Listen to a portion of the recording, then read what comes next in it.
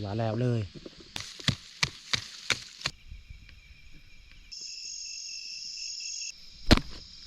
เรียบร้อยอยู่ป่า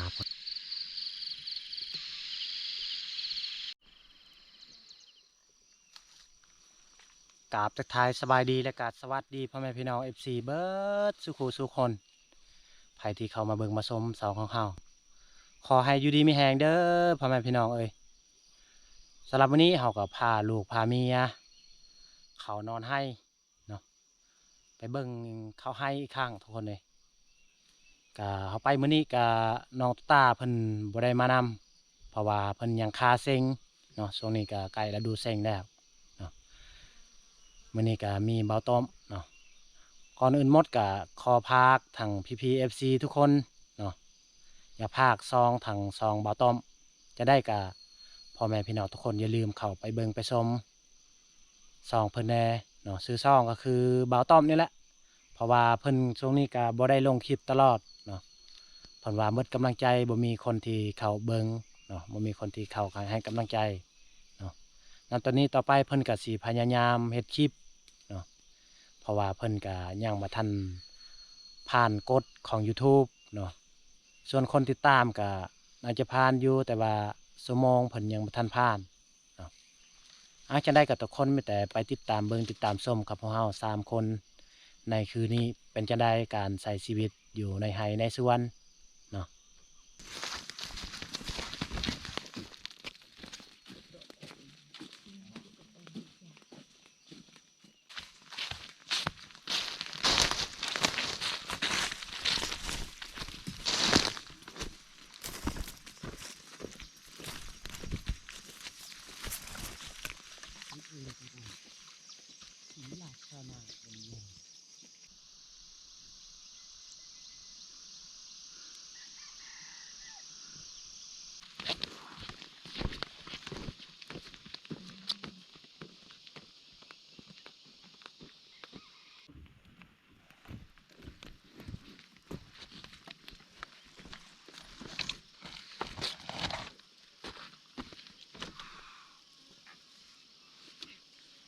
ว้าเต็มเครื่อง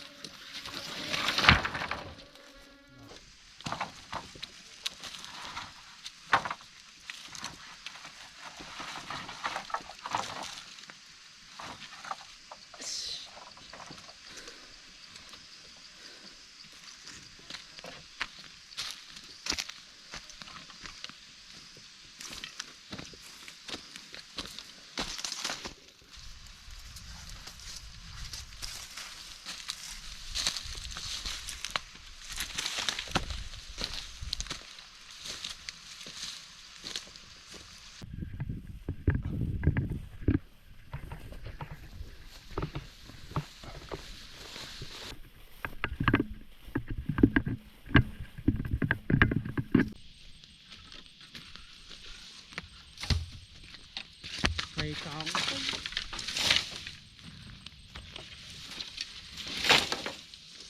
โซ่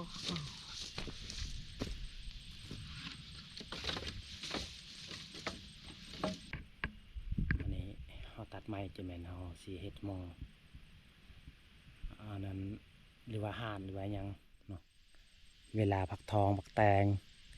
หมอมันใหญ่ขึ้นมาแล้วก็สบายมันไต่ตามเอาเห็ดหานี้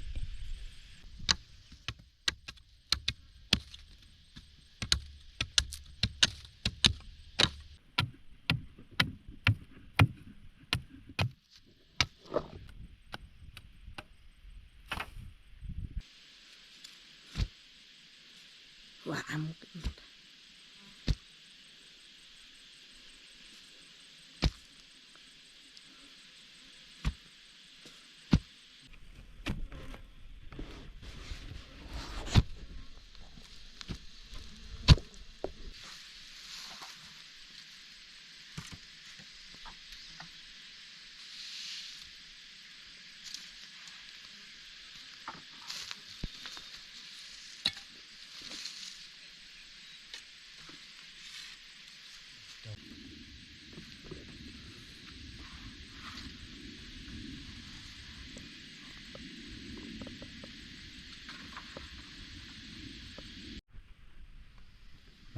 เอาเห็ดเรียบร้อย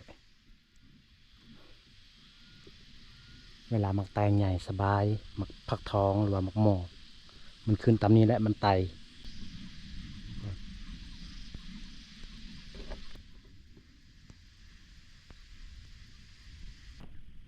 นี่ผักทองลายต้น7-8ต้นผักทองมักแตง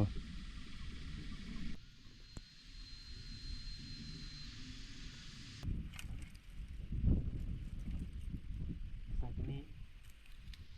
เวลามันขึ้นไต่ตามนี้แหละขึ้นให้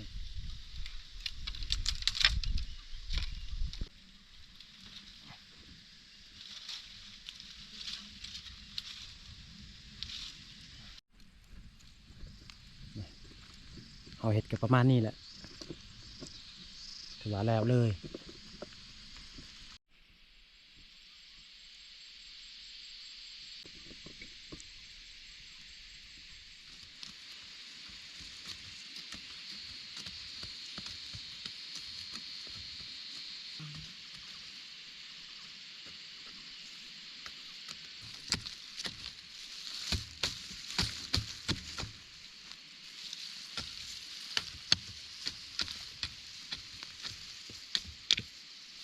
เดี๋ยวถ่ายจะเบิดอันนี้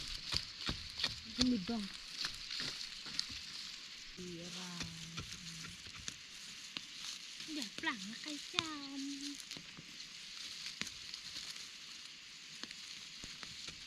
เชือกใหญ่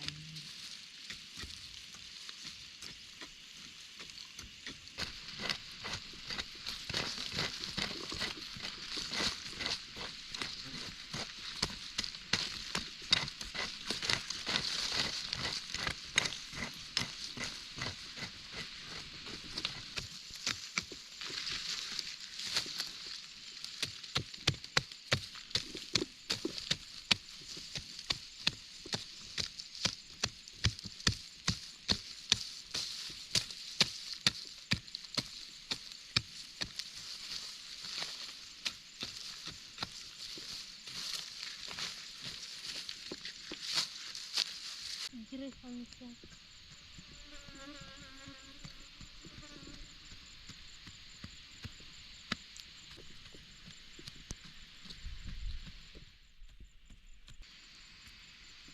โซนนี้ก็พอดี6 โมงเนาะสีเกี่ยมพักพรนี่แหละหลังจากเขาเฮ็ดเวียกแล้วก็สีเมื่อแต่งอยู่แต่งกินนี่แหละ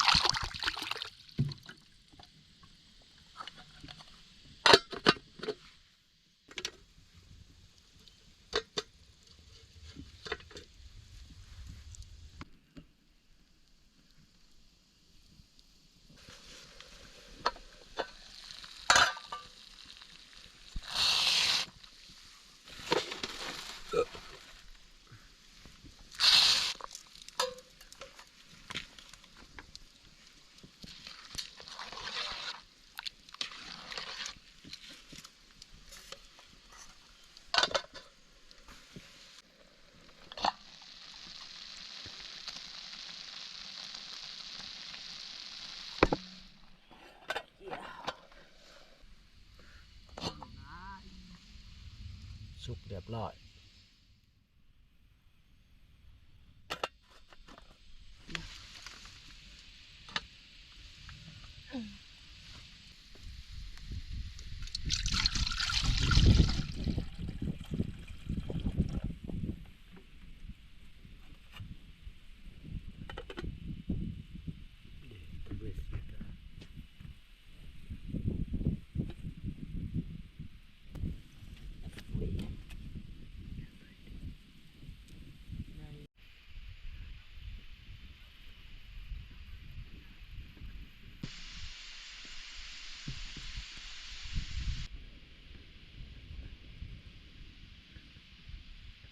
นี่จะแม่นเขียดแห้ง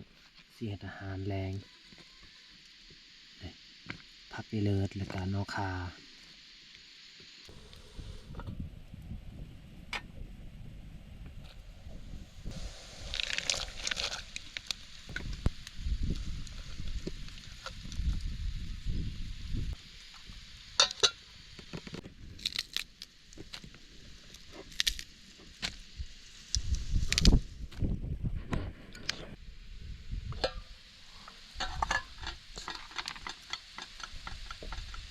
ใส่พริก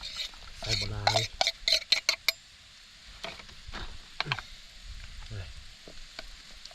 นอคากับผักอีเลิศ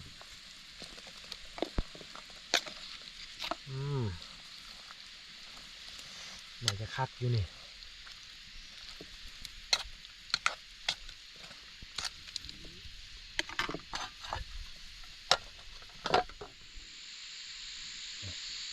อยู่ไฮอยู่สวนตกแรงแม่แต่ได้ยินเสียงจากจันหองเต็มทั่วป่าเลย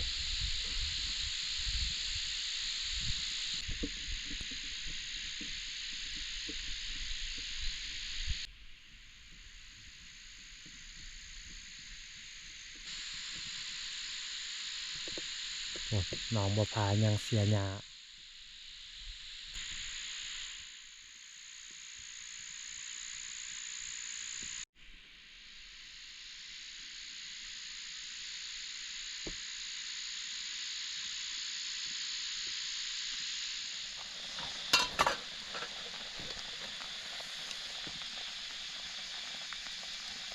เดี๋ยวน้ำปลาหน่อยหนึง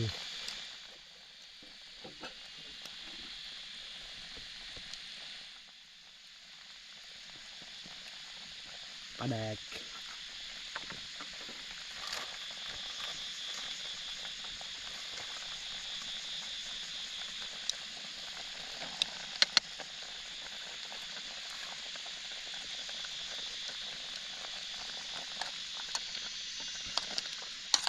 โอ้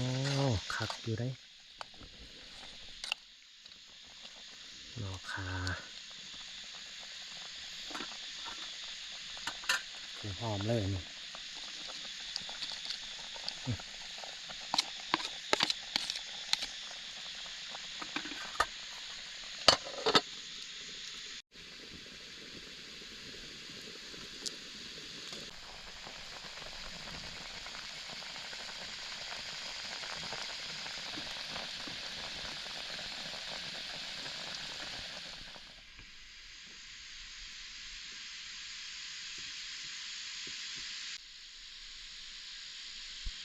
ต้มของกินกำลังใกล้จะสุกแล้ว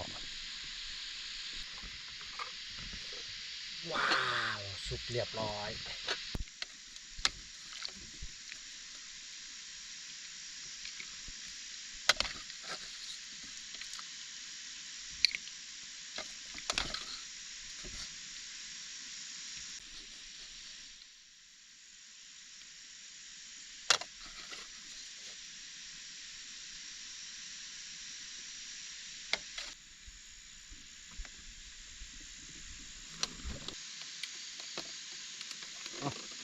เจ้าที่เจ้าทางเมืองแยงลูกเต้าประชีวิตชีวาในป่าในดงขอให้โชคดีให้อยู่ดีไม่แห้งมาพ่อแม่พี่น้องกินข้าวแรงน้ำกันช่วงนี้กับพอดี7 โมงพอดีกินข้าว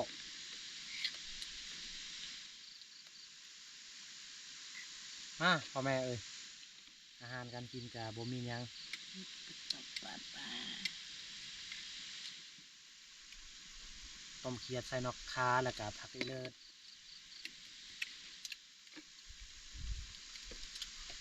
อื้อหือ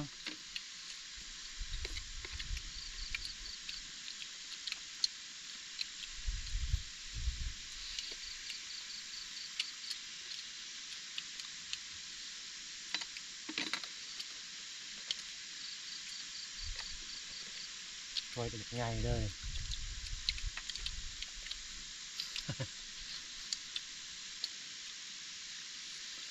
ตื่นเป็นหมอ ปลุกเงินตา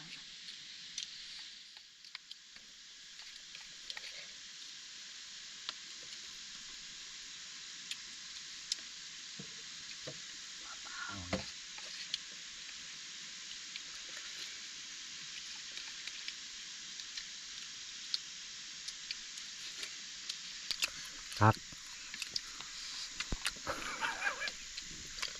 คักบวงเบิ่ง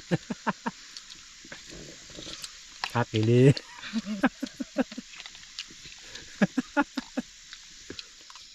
ช่วงนี้กินข้าวอิ่มเต็มที่สิลองไปเยื่องเบิงโนเยื่องเบิงเครียดตามไฮนี่แหละจะสิมีหรือบอเนาะเบิงโนคักเลยนั่นนี่มันมาเลยยังได้ใช่ป่ะเอาแล้วน้องบัวพาเห็นโนแล้วลัดแต่เทิงที่ลัดแต่เทิงเลย อยู่นี่แหละอยู่ภูมิตัวนี้แหละโอ้บ่เห็นมันเข้าในเลย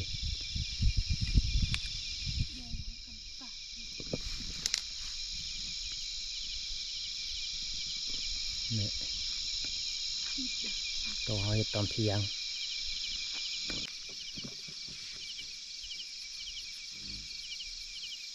บ่เห็นแล้วหนูจริง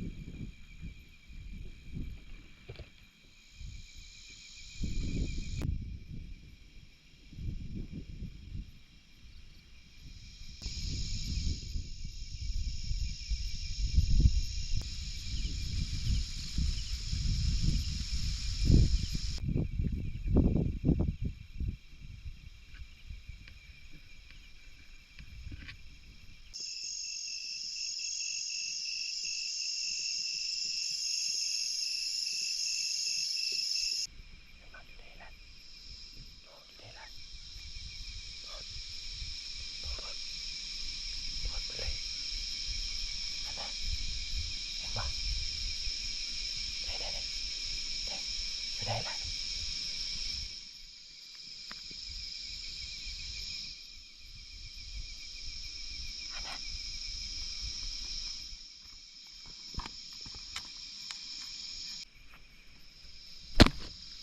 เรียบร้อยนี่แหละหนูตกกินต้นข้าว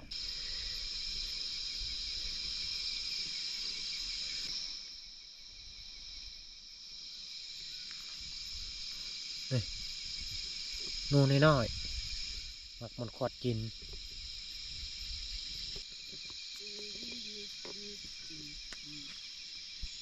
เอาก็ได้โบนัสแหละ นี่คอยไล่จนได้เลยหนูฮะหนูตัวนี้แหละตัวมันขดมันเอากินตอนเขาเรากินแล้วบ่หนู กินแล้ว มันอยู่บ่ มัน เพราะว่ามันกินอันต้นเขาที่เขาปลูกเอาพ่อแม่พี่น้องโซนี่กะสีนอนพักผ่อนเนาะเพราะว่าตอนนี้ก็9 โมงหนูกับเมียก็นอนแล้ว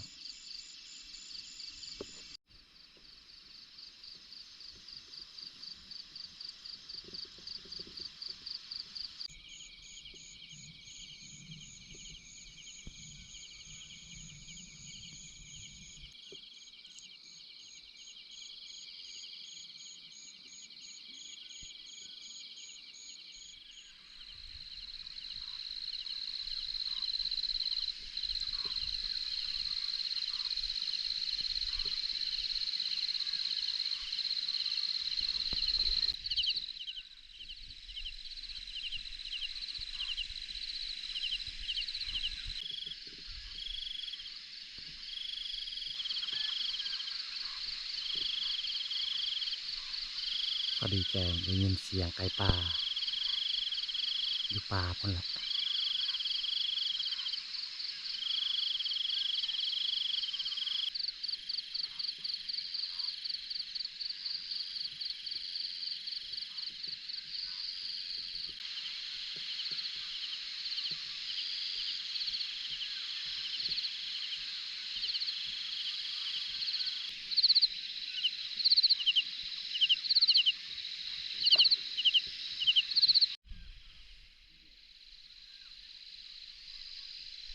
บรรยากาศตอนเช้าเมฆหมอกอุมพู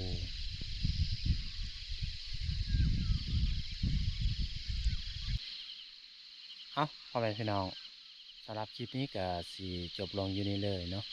ใครที่เขามาเบิ่งมาชมสองของเฮาแต่ต้นจนจบแล้วก็ขอให้อยู่ดีมีแห้งให้พ่อแม่พี่น้องทุกคนเนาะจะมีสุขภาพแข็งแรงเนาะปรารถนาสิ่งใดก็ขอให้ได้สิ่งนั้นเฮ็ดอีหยังอหย่างก็ขอให้เจริญก้าวหน้าจะเจ็บจะจนให้ร่ำให้รวยขอขอบใจหลายๆ